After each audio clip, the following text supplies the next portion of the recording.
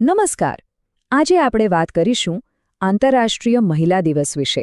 હવે આ માત્ર ઉજવણીનો દિવસ નથી, એની પાછળ સંઘર્ષ અને પ્રેરણાની એક આખી ગાથા છે. તો ચાલો આજે એને જરા ઊંડાણથી સમજીએ.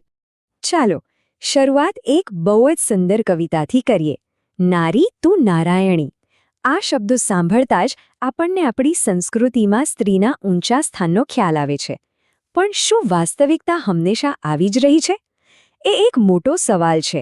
અને જુઓ આ પંક્તિ, તું જ છે સર્જનહાર જગની ને અસ્તિત્વનું ઉજાસતું.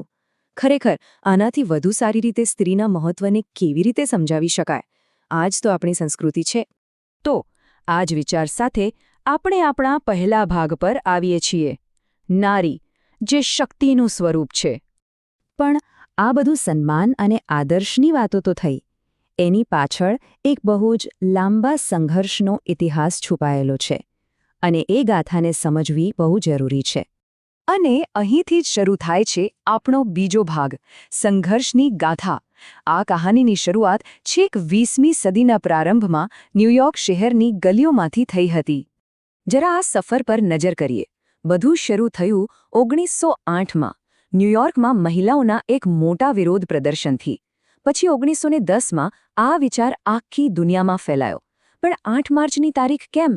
એનો જવાબ 1917ની રશિયાની એક મોટી ઘટનામાં છે. અને છેવટે 1975માં યુનાઇટેડ નેશન્સે આ દિવસને સત્તાવાર માન્યતા આપી. એટલે આ કોઈ એક દિવસની વાત નથી, આ દાયકાઓની લડાઈ છે. અને એ જે 1908ની માર્ચ હતી ને, એમાં લગભગ 15,000 મહિલાઓ જોડાઈ હતી. અને એમની માંગણીઓ શું હતી ખબર છે? કંઈ બહુ મોટું નહોતું. બસ કામના કલાકો ઓછા કરો, પગાર સારો આપો અને હા, અમને પણ મત આપવાનો અધિકાર આપો. કેટલી પાયાની વાત છે, નહીં? તો ન્યૂયોર્કમાં લાગેલી આ ચિનગારીની આગ છેક યુરોપ સુધી પહોંચી અને અહીંથી જ જન્મ થયો એક વૈશ્વિક દિવસના વિચારનો. અને આ વિચારને વાસ્તવિકતામાં બદલવાનો શ્રેય જાય છે ક્લેરા ઝેટકિનને. તો 1910માં કોપેનહેગનમાં એક કોન્ફરન્સ ચાલી રહી હતી. ત્યાં ક્લેરા ઝેટકિને બહુ જ સરળ પણ દમદાર સવાલ પૂછ્યો. આપણે કેમ દર વર્ષે દરેક દેશમાં મહિલાઓની માંગણીઓ માટે એક ખાસ દિવસ ન ઉજવી શકીએ?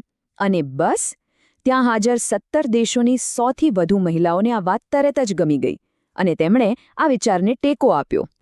પણ સવાલ એ છે કે દિવસ તો નક્કી થયો, પણ તારીખ 8 માર્ચ જ કેમ? વેલ, એનો જવાબ છેક 1917ના રશિયામાં છુપાયેલો છે. જુઓ, જ્યારે સ્ત્રીઓ એકજૂટ થાય ત્યારે શું થઈ શકે છે એનું આ જબરજસ્ત ઉદાહરણ છે. 1917માં રશિયાની મહિલાઓએ રોટલી અને શાંતિના નારા સાથે રસ્તા પર ઉતરી. અને એમની આ હડતાળ એટલી શક્તિશાળી હતી કે ત્યાંના શાસક ઝાર એને ગાદી છોડવી પડી. અને એટલું જ નહીં, નવી સરકારે મહિલાઓને મત આપવાનો અધિકાર પણ આપ્યો. અને આ બધું ક્યારે થયું? 8 માર્ચે. બસ ત્યારથી આ તારીખ ઇતિહાસમાં અમર થઈ ગઈ. આ તો થઈ મોટા ઐતિહાસિક આંદોલનોની વાત. પણ એની સાથે સાથે લાખો નાની નાની વ્યક્તિગત સંઘર્ષની કહાનીઓ પણ છે. ચલો એવી જ એક હિંમતની મિસાલ જોઈએ. ચાલો એક નાનકડા રૂઢિચુસ્ત ગામની કલ્પના કરીએ. ત્યાં રહેતી હતી આશા નામની એક છોકરી.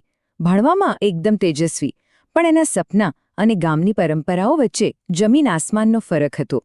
એના પિતાની માન્યતા એકદમ સ્પષ્ટ હતી. દીકરી તો પારકું ધન, એને ભણાવીને શું કરવાનું? આ એ જ વિચારસરણી હતી જેની સામે આશાને લડત આપવાની હતી. પણ આશા કંઈ હાર માને એવી નહોતી. એ છાની માની જૂની ચોપડીઓ વાંચતી રહી. પછી એક દિવસ એક મહિલા અધિકારીની વાત સાંભળી અને એનામાં જાણે નવી હિંમત આવી. એણે પિતાજીને મનાવ્યા, શહેરમાં ભણવા ગઈ અને વર્ષો પછી એ જ ગામમાં પહેલી મહિલા શિક્ષક બનીને પાછી ફરી. વિચાર તો કરો. અને એણે પોતાના પિતાને જે કહ્યું હતું કે એક ભણેલી સ્ત્રી આખા પરિવારને ભણાવી શકે છે, એ વાત એણે સાચી પાડી બતાવી. એણે ફક્ત પોતાની જ જિંદગી નહીં, પણ આખા ગામની વિચારસરણી બદલી નાખી.